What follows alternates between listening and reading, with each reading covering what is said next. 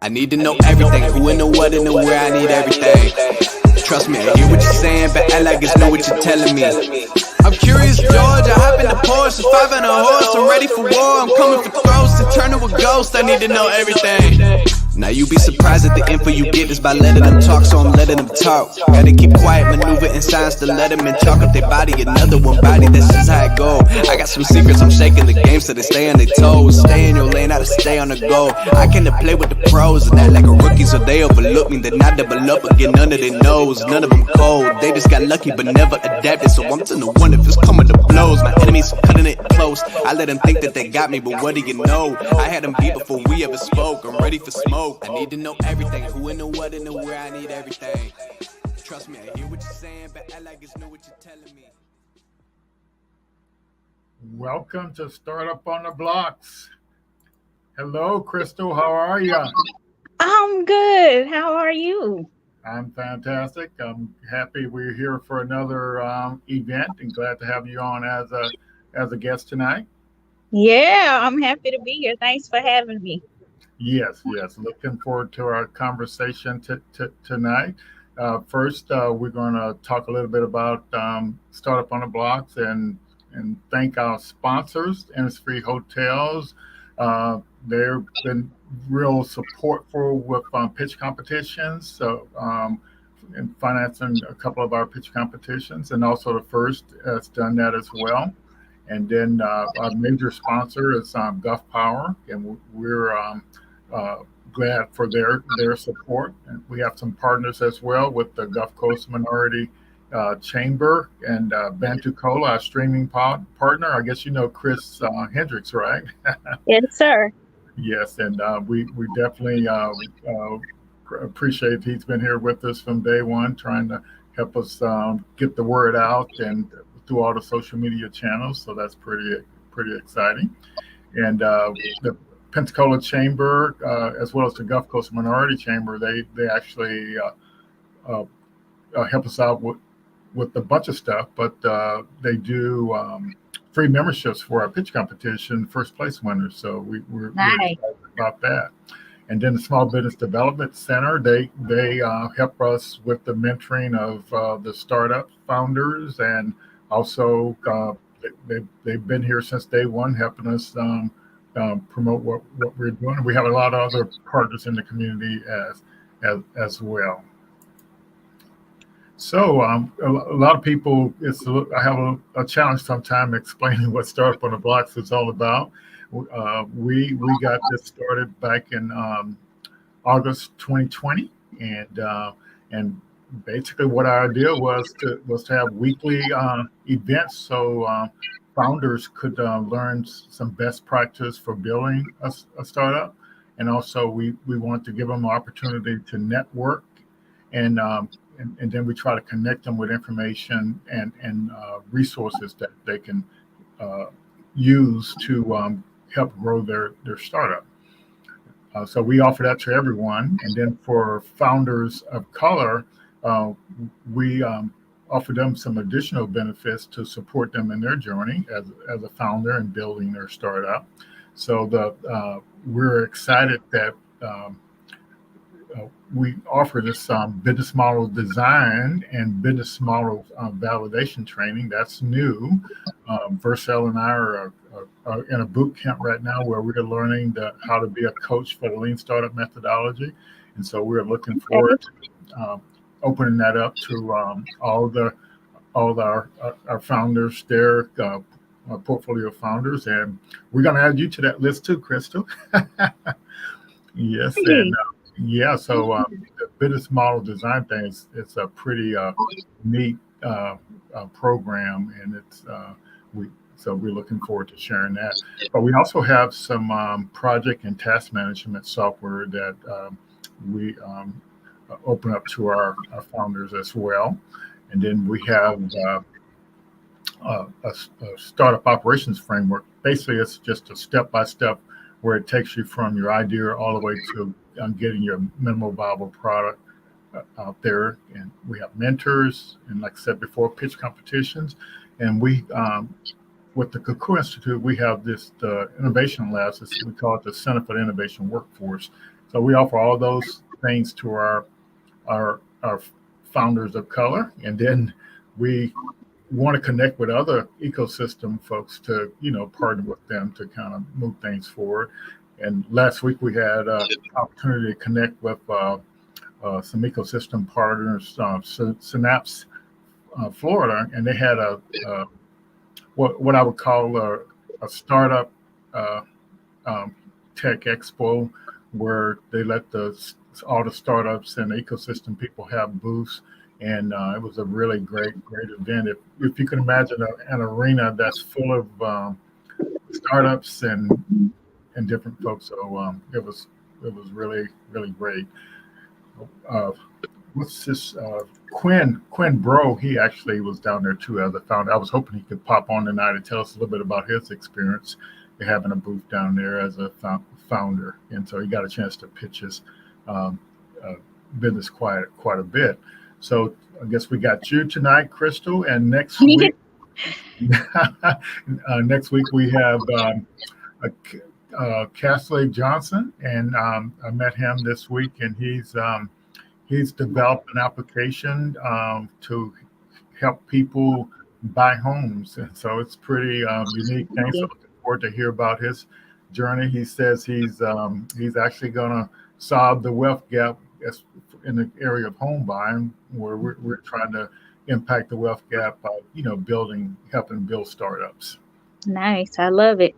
Yeah, so there's a lot of people out here trying to do a lot of things to support founders, and I hope everyone understands that if you start working on your idea, you can get the help you need. This is our playbook right here, Crystal. So like being a startup founder, one of the first things you have to do is kind of get that founder's mindset, because it's a different approach for building a company, and so that's why we have this playbook here, and for people to follow, because a lot of times with people with ideas, they just don't know what to do, and so Yes. that's kind of what our playbook that we suggest to them to kind of go on. And I guess next Tuesday, there's going to be another startup social that's going to be down at the spring at the Student Community Institute. So that should be a really good event. It should get a pretty nice crowd down there. And that's just a kind of, networking kind of anybody that's thinking about a startup, or you have a startup, that's just a kind of a social, to attend and kind of get to meet people. So we're happy to be a part of that. And we offer with Startup on the Blocks, we offer the office hours every Saturday from 1 to 3, and we do it online through Google Meet. But we also I'm normally down at the Kukua Institute. So if you're local, you feel free to come down and check us out. This is part of that lean stack training I was telling you about it, and so sometime hopefully before next week we'll send out an invitation to the founders to start participating in this business model behind this green park down here to move on. But there's a lot of stuff involved with it, but we're going to start off with that. And here's a picture of our mentors. We're going to get some more mentors as well in different areas, and so we offer. There's a lot of expertise within these pictures. There's a lot of experience, and it's best to connect with some of these folks. And our Lean Stack Plan actually helps us set up appointments and meetings with the mentors and the founders. So I'll stop with that, and Crystal, we can do a little chatting. Yeah. So why don't you tell us a little bit of just introduce yourself, and then we'll go take it from there. Like you mentioned, my name is Crystal Young. I'm the owner of JoJo's Beauty Supply in Pensacola, Florida. We have been opened for 2 years. We hit our 2-year mark on January 9th. Thank you. January 9th. And we are just beginning. I am currently looking forward to growing it more and getting our name out there. I'm just ready. I'm ready to explode. All right. I have so many ideas that goes through my head daily. Okay. So I'm constantly trying to make sure that I'm giving my customers what they need, and to continue to grow also, because right now I'm currently corporate and store operation. All right. Well, we understand that, and we admire you for making that big move. And definitely sounds like a true entrepreneur. Yeah, it's needed. Yeah. One of the it's life altering. I know the biggest question I get asked is, why did you decide to open a beauty supply store? Why retail? And it's never really a simplistic answer when I answer that, because it was so many factors that led me to opening JoJo's. It was so many things. I felt like it was needed. Representation was needed. I felt like I was needed. It also is a place that I frequent a lot. I love beauty supply stores. If I go on vacation, I will stop at a beauty supply store. If I Okay. see it, I Okay. will, like, that is a sight for me to actually go into a beauty supply store in another state, to just to see what they have. It's Yeah, that curiosity. that's So that's I love hair products, cosmetics, like anything bath and body products, like that's my thing, right? okay. So I know it's something that I love. But the state of it, I wasn't really impressed. You go in and you buy these products, and I'm spending a lot of money. I wasn't necessarily happy with the service that I would get Yes. at times. And people just not knowing the knowledge of the products. You can go in and you may need something specific for your hair and your skin, and Mm-hmm. you really don't have people here at these locations that can advise you. So I wanted to change that. I just want to kind of change the narrative of the beauty supply industry. Give it a new look. Yes. Yeah. Everything needs to be revamped, and I think it's been decades on decades. Now, it is well overdue for the beauty supply industry to have a new look, to be So let's revamped. yeah. So let's unpack that a little bit. So you're saying so you travel a lot and you would Mhm. always go to these beauty supply stores and you would just keep make note of the experience you would have and so so you're saying what did you say the biggest problem you saw is the customer service wasn't there or what other problems you saw with that? Just not no representation. Okay, If so when we like go, a diversity like exactly, no diversity in ownership, yes. and leadership either. You Okay. rarely saw it in supervisors. If you had an issue and you needed to speak to the manager, there wasn't Hmm. a lot of diversity there. If Okay. you go into a business where you sell a diverse group of products, then Yes. you have to be able to have the right people there to advise.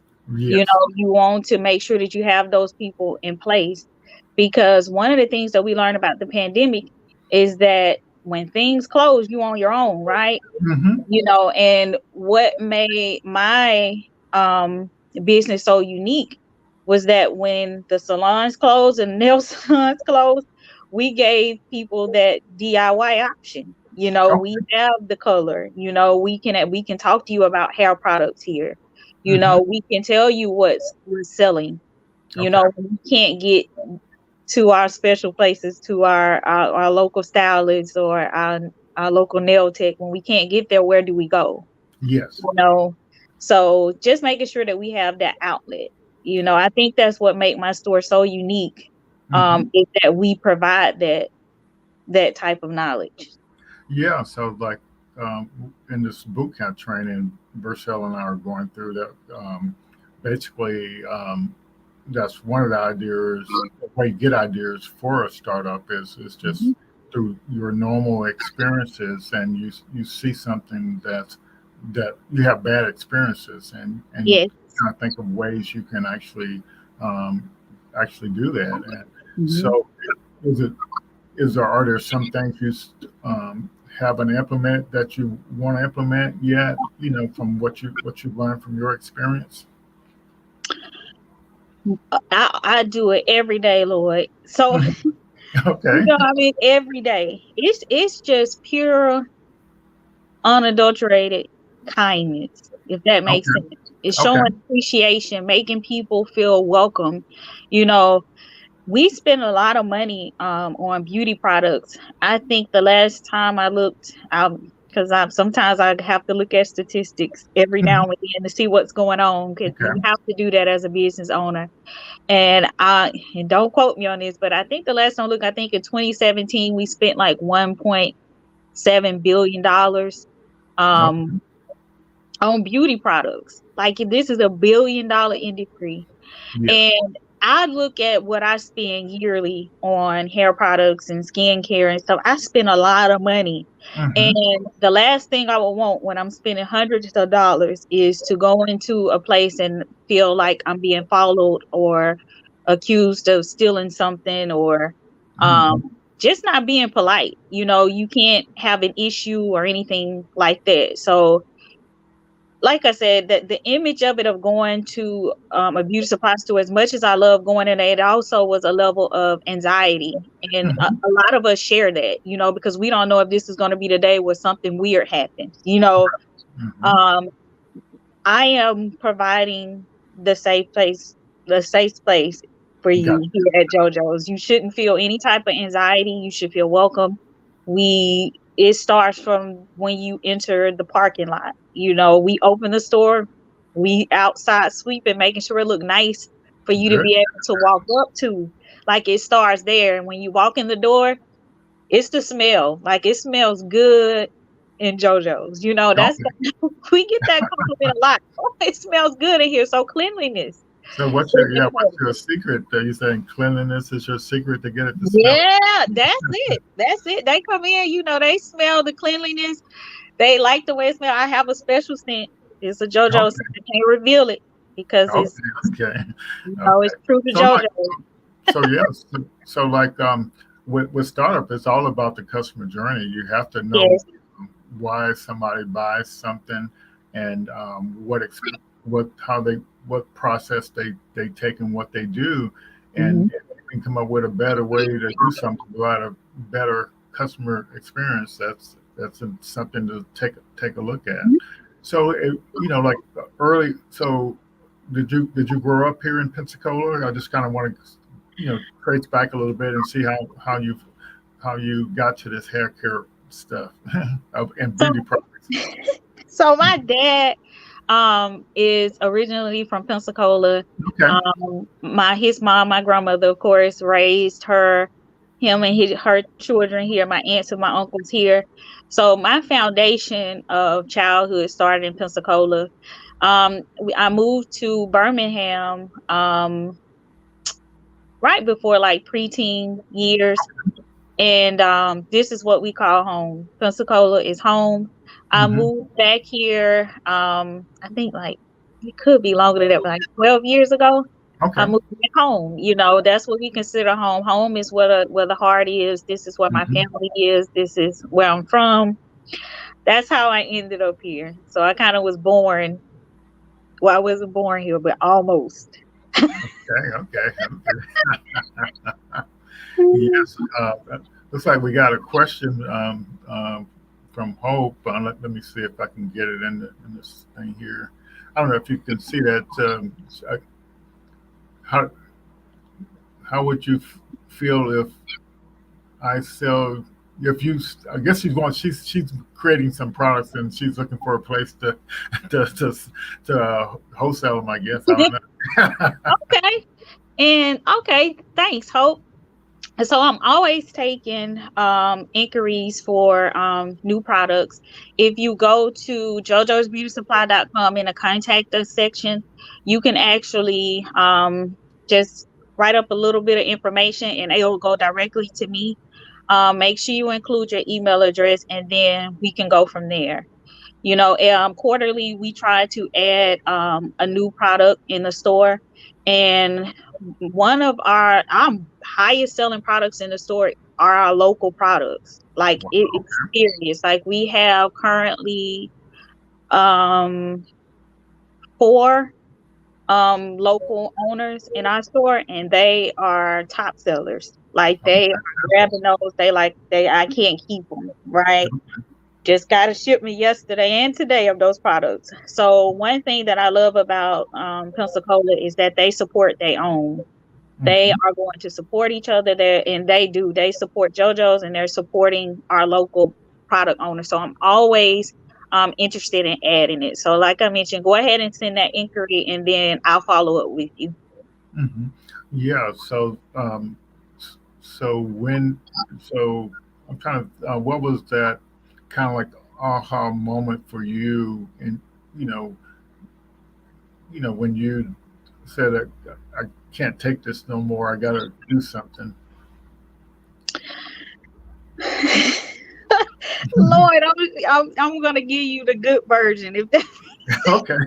Okay. because when I get passionate about something, I get very, very passionate, okay, Mhm. about it. It's a combination of things. It's just years on years of frustration, Okay. not having that option. If you keep going somewhere, like I mentioned, when I would go and buy my hair products, I would get frustrated because there's nobody there to ask questions, nobody to Mhm. help you. And then if you do ask questions, it's some type of attitude or no response at all, no respect at all. And not having a variety of products in there for everybody either. Yes. So to me, when you're talking about providing hair products and skin products to people, you have to be able to have some type of knowledge or some type of education to Hmm. be able to provide that. We're not just robots, we're not just here to capitalize off of or to just make money off of. You need to be familiar with the industry. And that's what I'm saying. This needs to change. The beauty supply industry needs new faces. It needs to be revamped Hmm. because it showed us in the when COVID hit how important it is because we were unable to go to our stylist. We were people panicked. Lord, people panic when they can't get their hair done or they can't buy their makeup or Hmm. look, it's a whole big deal when it comes to getting our hair done. If you know anything about a Black woman, we'll go and get our hair done and we may be gone for hours, right? Because it's serious, right? So Yeah. it's like they depended on beauty supply stores to assist them during that time. Yeah. And it helps when you have somebody in there that can actually guide you Hmm. and help you. If that Yeah. Yeah. So like, but opening up for a store, where did you learn about, you know, business? How, you know, did somebody in your family have a business background, or what? How? no, no. I'm gonna say, Lord, I've always been a hard worker. I started working when I was 15 years old. Okay. Um, I got my first job at Captain D's, and then it was a McDonald's next door, and I accepted a Captain D's position but I really, for some reason, just wanted to work at McDonald's. Hmm. So I ended up getting hired at McDonald's, maybe like a month later, and it was the Okay. summertime. So I'm like working two jobs as a Okay. teenager, and McDonald's, I have always loved working there. So it was my school job. So throughout Okay. high school and college, I actually became a manager at McDonald's. Okay. So I understood store operations and Okay. Okay. how Good. to Good. manage a store, how to Okay. actually effectively run a business because Wow. McDonald's is a billion-dollar company. Hmm. What better model to um, mirror than a billion-dollar company? So a lot Hmm. of the skills that I picked up working at McDonald's, because that's the thing, people say, you better go to college or you're gonna end up working at Yeah. McDonald's. Yeah. But I actually picked up a lot of skills, and a lot of the things that I learned I implemented here. To now we're talking about fast food versus retail. Yeah. Having to do the research. Going to Amazon, I bought a lot of books. Hmm. Um, I joined a lot of social media groups.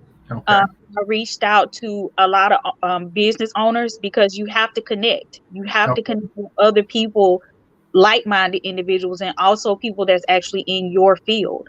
Hmm. So even today, I have a group of women that I actually communicate with if I have questions. Hmm. But continuing to research, I don't. Nobody's off limits to me. Anybody, no matter what the business is, it's always going to be something. I leaned heavily on my hairstylist. She's a licensed cosmetologist. I Okay. don't know if you all know her. Her name is Monica. She owns Magenta Sky Salon. Now, when I talked to her about it, I said, "Hey, I want to open a beauty supply store," and she was like, "Yeah, you should do it." But this Hmm. is the thing: she owns a salon, Yes. not a retail store. But a lot of information that she gave me and connected me to also helped in my journey.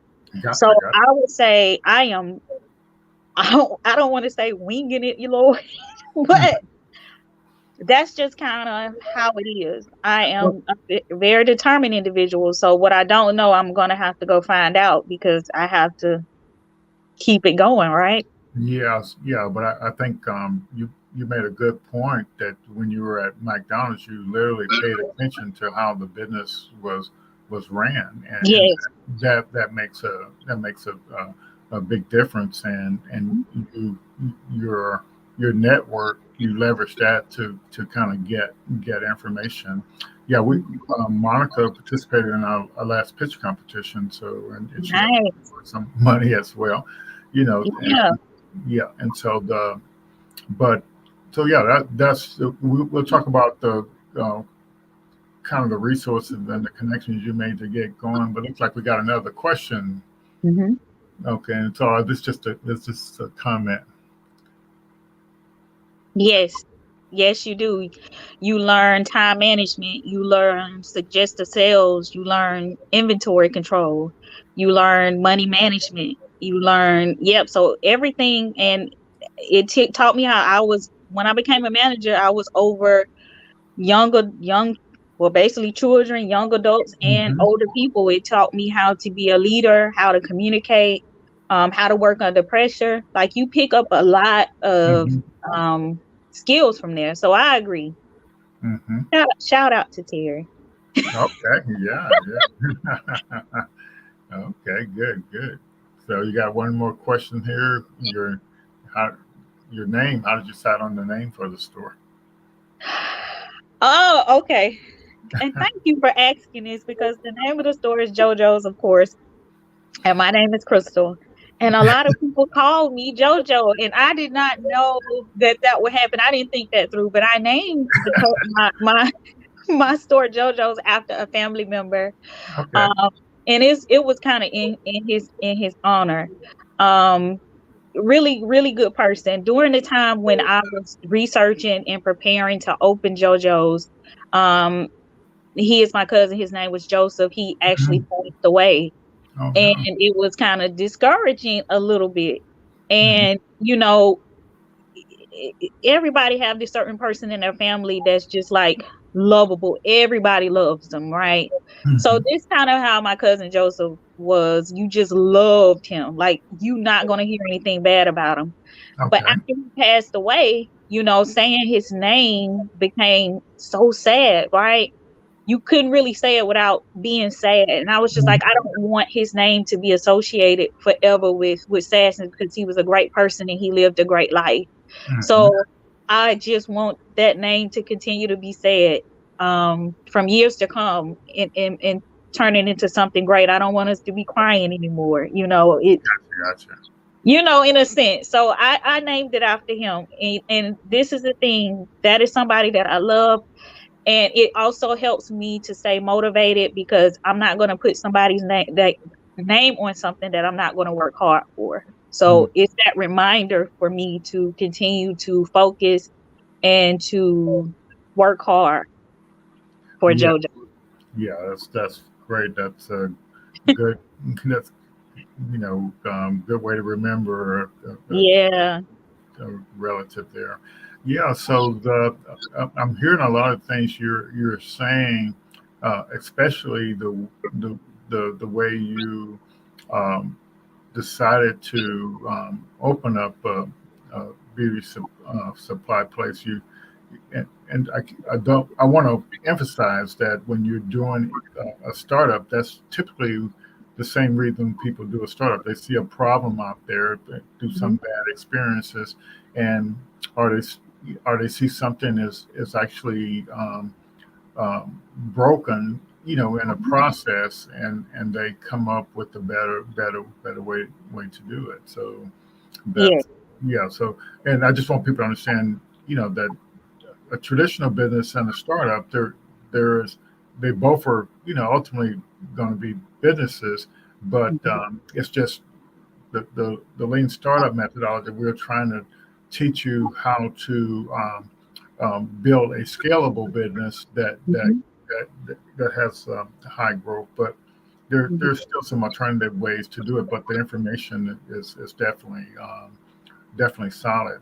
And so, do you think um,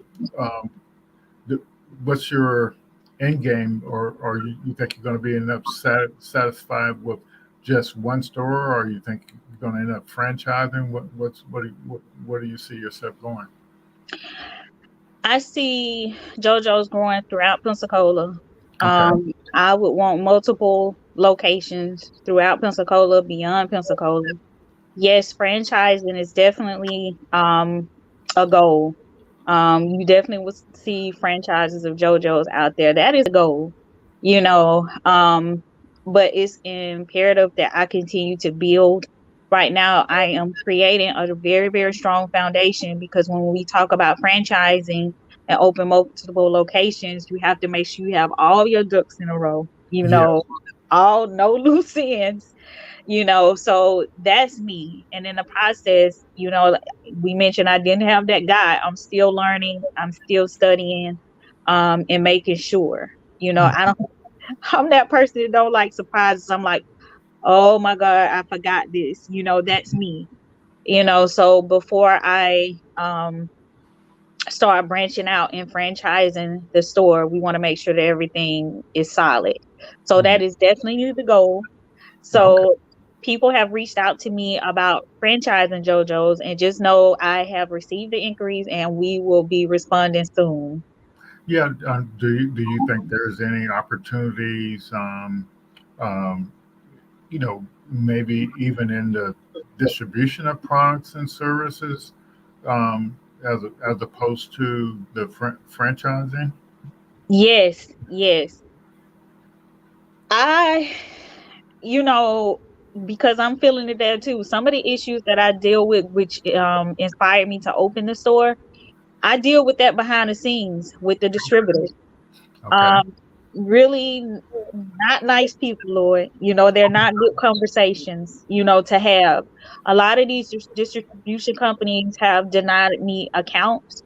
Wow. They don't want to do business with me because the goal is for my store, for them, is for my store not to grow, right?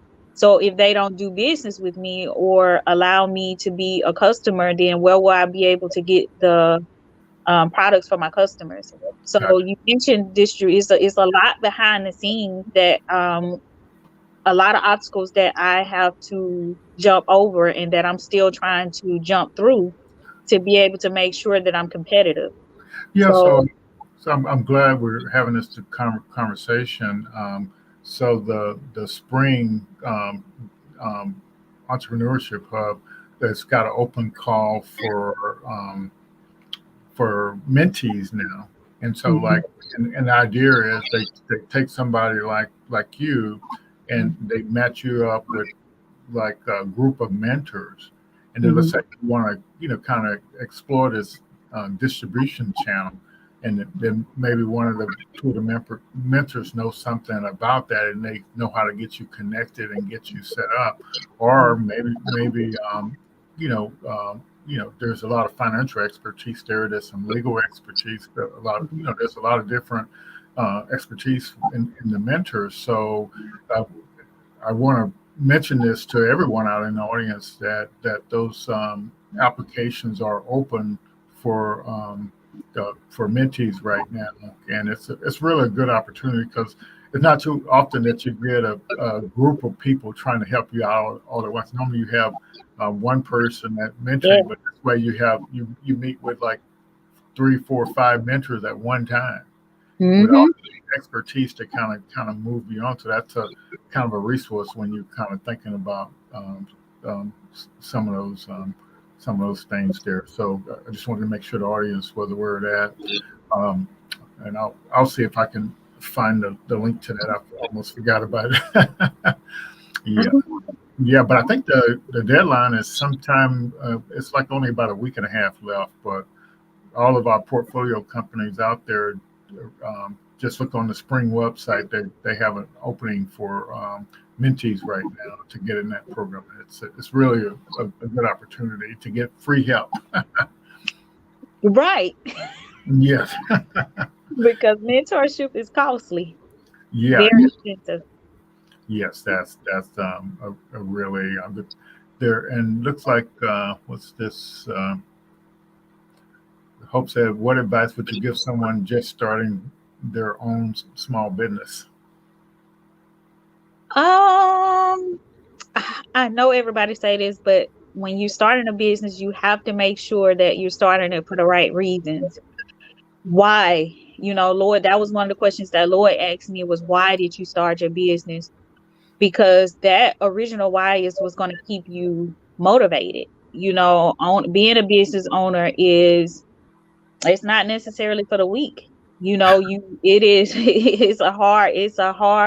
it's hard shoes to fill, and when you're gonna have highs and you're gonna have lows, and you're gonna have those times where it's just, stagnant, so you Mhm. want to make sure that why are you doing this? You can have a passion or you can like to do something, but Lord asked me, he was like, what issue did you see? Why did you feel your business was needed here? Those are the questions that you would really have to ask yourself. Why do you feel that there is a need for your business, or is there a need for it? Is there a need? And even if we can't see the need, if Mhm. you know that it's a need, that is going to help you to continue to stay motivated. Don't be so secretive. Branch out, ask questions. Mhm. I had someone recently that I talked to who was right by me who kind of made a really bad decision. And one of the things that I've learned is how to negotiate a commercial lease. I didn't have a lot of resources, or I couldn't hire an attorney. So I kind of had to do I didn't I did everything myself. So I have become knowledgeable in things that I didn't know before. And Mhm. um, ask people, use your resources, ask questions, ask for help. Don't be ashamed to say, I need help with something.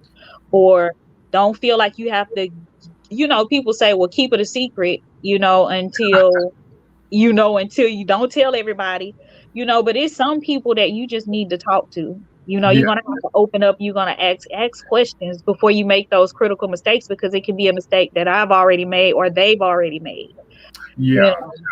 Yeah. And I agree with you there for sure. Because how are you going to get help if nobody knows what you're trying to do? You know. Right.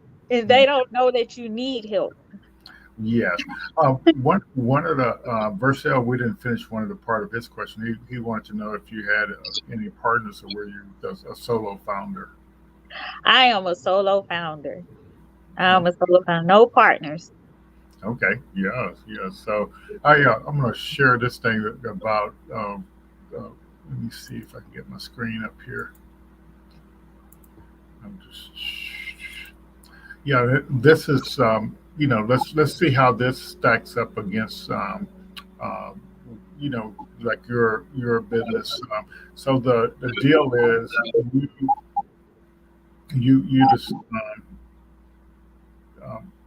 you decide to do this beauty supply business, and you had a really strong, compelling approach. But there's kind of three things that um, desirable was desirable. So let's just. So how would you say your business is a kind of a desirable thing? Let's see. It's kind of small, Floyd. I'm gonna see if Hey, I but let me blow it up. Yeah, so desirable. So basically there. So like when you have a business idea, and this is part of what I brought this up because what Hope was asking a minute ago.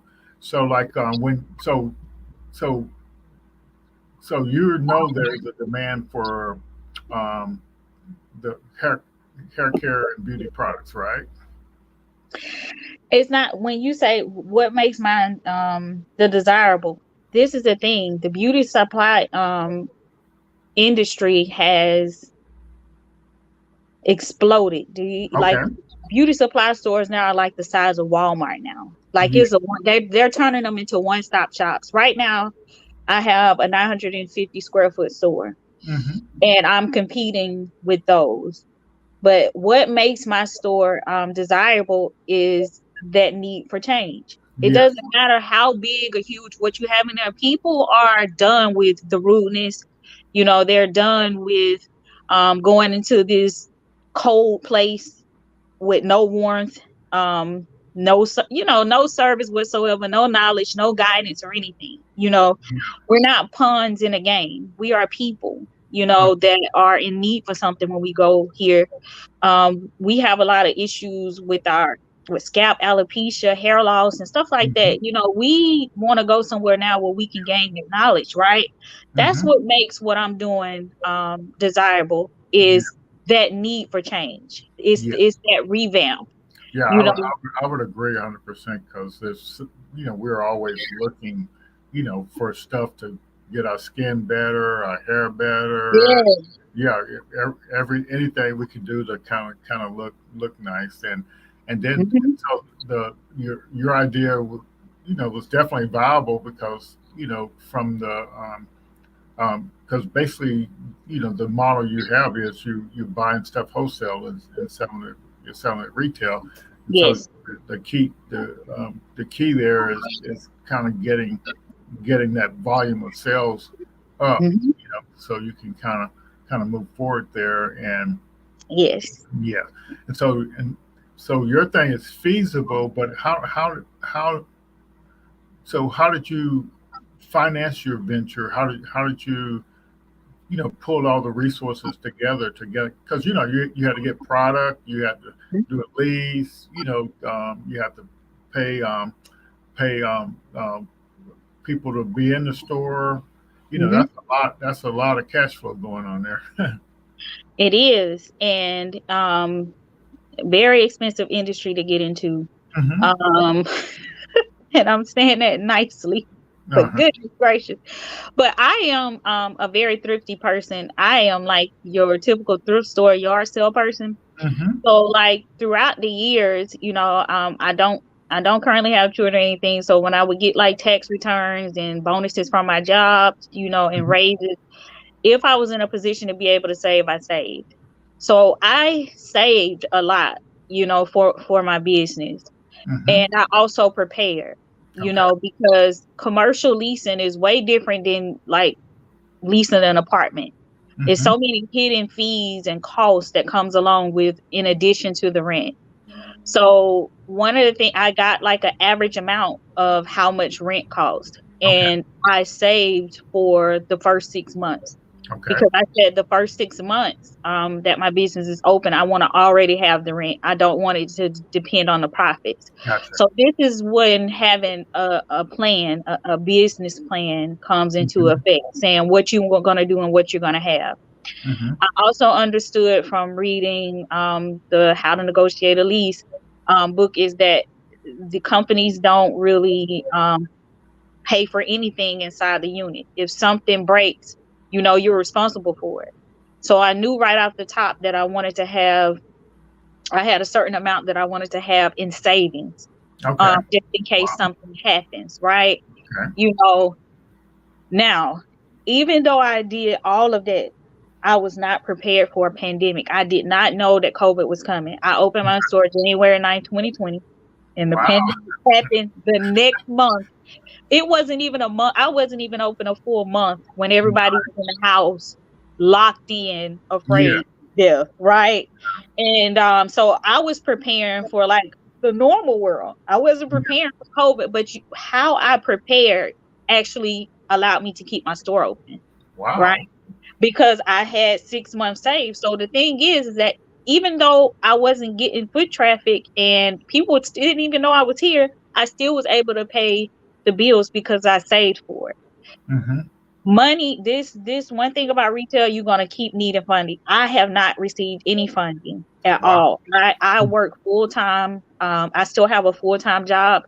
I'm Hmm. actually at a full time job that's currently mandating overtime. So I'm working 40 plus hours a week, and I work JoJo's too. Hmm.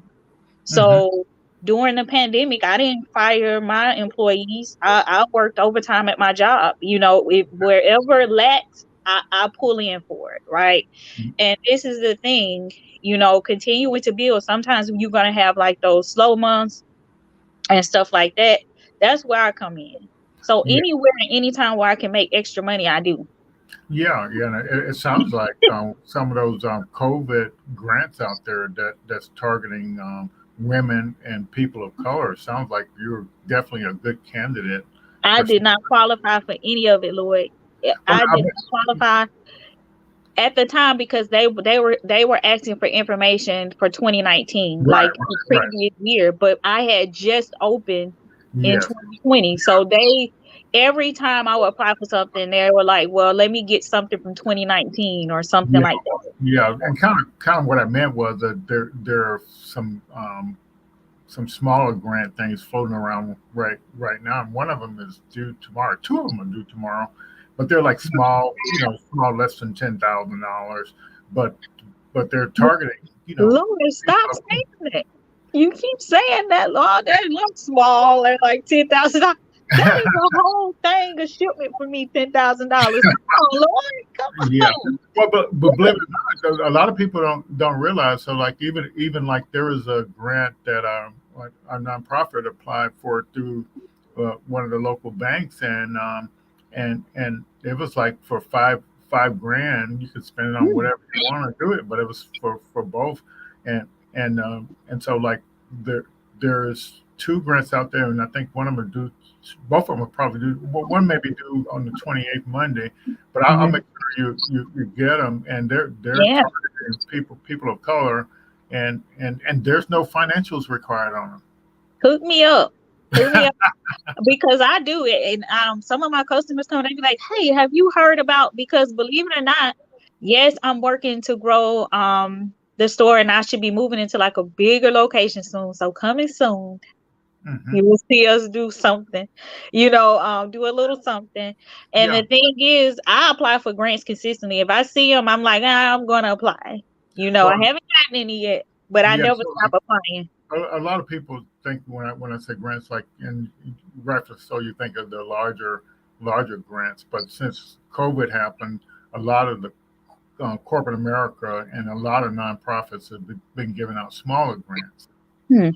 Yeah, and so not the government grants. It's just these little smaller grants, and so that's kind of what I was what I was talking about there. Throw them my way. Throw them my way. But I don't like apply for 'em. it's really interesting when you see an application that doesn't require any financials, and that's hard for I know that's hard for a lot of people to believe, but yeah, but it's true. I looked at both of them, Look, Yeah, I yeah. don't care if it's $5. Send it to me. I'm gonna pour it in JoJo's every dime, every penny. Yes, yes, absolutely. Well, so like one of the things I wanted to talk about that we talk about with startup things is it's like customer acquisition costs and customer lifetime value, and so like and so I would think a key to your business is some repeat customers and keeping track of those repeat customers and trying to get more and more of those repeat customers and then kind of determining what's a new customer actually worth and Mhm. and then once you got that figure, so let's say I came in once and I maybe what I spent 20 bucks, a little more than bucks. And so like let's say so like if you keep track of how often I come in and and then like over a year, let's say I spend 200 bucks or something, or 100 bucks, and then but you kind of want to get an idea of how much your customer is worth. Mhm. And the point is once you know how much a customer is worth, the lifetime value of a customer, then you can and you kind of know which type of customers are coming in, then you can start marketing to those type of customers, and you can see, for how much money you spend, how many new customers you get, and then that's your customer acquisition cost. And then that'll help you understand how you can help your business grow, and you can spend your marketing fund wisely. So you saw what we had Lewis on a couple of weeks ago, right? The marketing. No. Yeah, so we'll get hold to his information, and yeah, I'll just like on Facebook a couple of weeks ago. It was the marketing funnel, and he has a like a free boot camp on the marketing funnel. And so, Okay. yeah, but see, like for your business, you got to figure out that formula for acquiring customers, and and see how much the lifetime value of those customers are, so you can kind of grow your business that way. Do you have some type of what do you call it, um, affinity thing, or what do you call those things, reward things for customers? Are you know Yes, coming soon. That's actually one of the things that I have been working on behind the scenes. Um, but just making sure that I am doing it where it's beneficial to JoJo's, if that yeah, makes sense. Because it's going to be sure. different than doing like the rewards program for stars versus a beauty supply store. I Yes, mean Starbucks, because that's one of the reasons why I frequent a lot of businesses. Is because I get these reward points. So I know how important it is. Like currently I do like text messaging and emails, and those are very effective, because mhm, being the new store in the city, it's easy for people like to stop going to their normal spot to say, oh, I go here now. Consistency is needed. So it's kind of like that little nudge, that reminder, hey, I'm texting you, you know. Um, mhm. so because I have been building my email list and my text messaging, this is going to make the Okay. transition for the rewards program so easy, Well, you yeah, know, yeah, so I and I can get think it out just there. your yeah. So I think the idea is your email campaign or text messaging campaign. Yes. Yeah, that's kind of because yeah, you definitely want to get those strategies to keep that growth going going there. So yeah, and so it looks like Bud June, you put your contact information out there, and let's see if we got any more comments or questions in here. Let's see. Yeah. So um, so what other um, connections you made locally? Did you get any help from the Small Business Development Center? What other resources that you used to get started? To get started, Lord, You I you did? connected with a few ladies. They own beauty supply stores, and we feed off each other. What Okay. one don't know, the other do. That's Okay. how I've been able to maintain through all of this. And Hmm. I hired two really good employees, and Yeah. they have assisted in creating a good foundation for the store. People come here just because they love them. Do you hear me? Okay. Like it's serious. Good. Good. So, and that's really my strongest resource is those group of women. It's probably like a couple of thousands of us. I'm saying a few, but it's like a couple of thousands of us. And what information I didn't know or I couldn't find, it helped me stay on top with the trends. Like I said, it's a lot of distributors that won't do business with me, but some of them have figured out a way to get in the door. So I'm able to get a lot of the stuff that I need through them. Hmm. That's why I mentioned earlier to Hope, you know, that was her name, right? Miss Hope, Yes. that Hmm. make sure that you connect with people that's in your business. Even if they tell you no, move to the next one. Don't get deterred, because there's always going to be somebody that's going to help you. Hmm. So that group of women, I'm still in there. As long as I stay in this industry, I will be in that group. Um, it's a few ladies that own stores, one in Atmore, one in Millbrook, Alabama.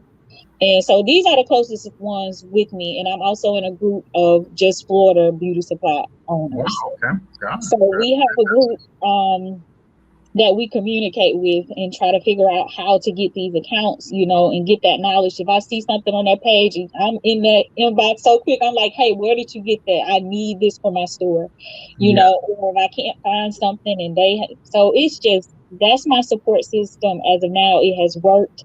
I'm so grateful for it because we all out here and we all are trying to learn, and we're learning from each other. Well, I think that's pretty interesting. Um, those you connected with folks outside of Pensacola in Yes, order to get some expertise to kind of move forward. Yeah. yes. So yeah, that's pretty. Yeah. So you sounds like you were on a mission and you were seeking and you were finding. Yeah, it never stops. It never stops. You're gonna always be a student. You, Yeah. you can never learn enough. Yeah. As a So kid on a period. yeah, do you see Ron's comment about have you thought about buying co-op for buying power or joint? I'm assuming about having a co-op between those other stores to kind of get more buying power. That's been the talk in our groups. Like instead of just having all these individual stores to combine like one big store, I'm always open to that. Hmm. Because the thing is that majority of us all have the same common goal. you Yeah. know, and we all came to that conclusion for basically the reasons that I've been mentioning. Yeah. We're all on the same page. We need a revamp. You Yeah. know, um, we all are building, Yeah. and possibly, I hope that that would be the case in the future. I hope Hmm. that we able to come to that. I don't know how we're Okay. going to get there. Yeah. So like You know, so I think what Ron is suggesting is like I'm not sure what if that is an issue for you all where you could get a better wholesale prices if you all um, had a co-op where you all collect the orders and one source place the orders and have them shipped to each store. oh, we do. That's how Oh, we surviving, Lord. We, okay. we what So what what you're already because doing I've it. been able to get through some doors too that some of my Hmm. counterparts have not. So I help them too. If they got rejected and I got in, who I'm helping, the one that got rejected, we gonna help each other. So like I said, some of the avenues or roads that I've taken, I have encountered a speed bump and they Yes. have, so that's why I'm saying connection. Making sure you're connecting with them people that's out there with you, with that same common goal. Okay. So we have, and it's also a distributor that we use, as a guy in Miami. We all connect through him also. Okay. Okay. So it's like we networking. Yeah. We All in there. right. We trying to build something. Yeah. So you're making it happen. And I think Yes. yeah. And so I kind of think startups, traditional businesses. I think there's a lot of similarities, and I think part of the challenge, a part of the opportunity that we have is working closer together, and you Mhm. are showing a good example of working together, Mhm. and and in order to kind of move forward. And Mhm. so we're trying to build a startup community here to support founders. But Mhm. if everybody stay to themselves, you can't. It's hard to move forward. That's true. It's true, Lord. We need each other. We Yeah. need that community. It's not always about financial. Sometimes you need that emotional point support. We provide that to each other. These group of ladies I'm talking about. Sometimes it gets really hard. You have really hard days, right? Yeah. Yeah. So Yeah. it's important that you have these conversations with people that actually understand what you're going through. You need that encouragement, or you connecting with people that's been where you were and you Hmm. can see where you could be, and they can advise you, this is what I did to beat this odd, right? Yes. So community is so important. And it took me a minute to understand how important that was because I did everything on my own. I didn't even tell my family right away that I was opening this store. Okay. But you need your family. My family has been very supportive. My family and friends have been very supportive. You need your people, okay? You need each other. So if you out there alone trying to do something, find your community. You need that help. You need it. Gotcha. Gotcha. Gotcha. So I'm gonna share one more thing before we get off here, and I kind of want to provide some motivation to the folks out there, in the startup world here. What we try to do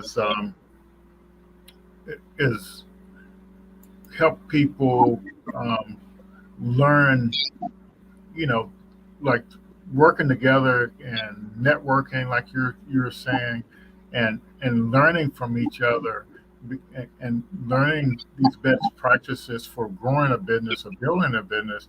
But like in the startup world, the difference, and like from like your business is, we can start pitching our ideas before we build anything, the product. So we can start pitching our ideas.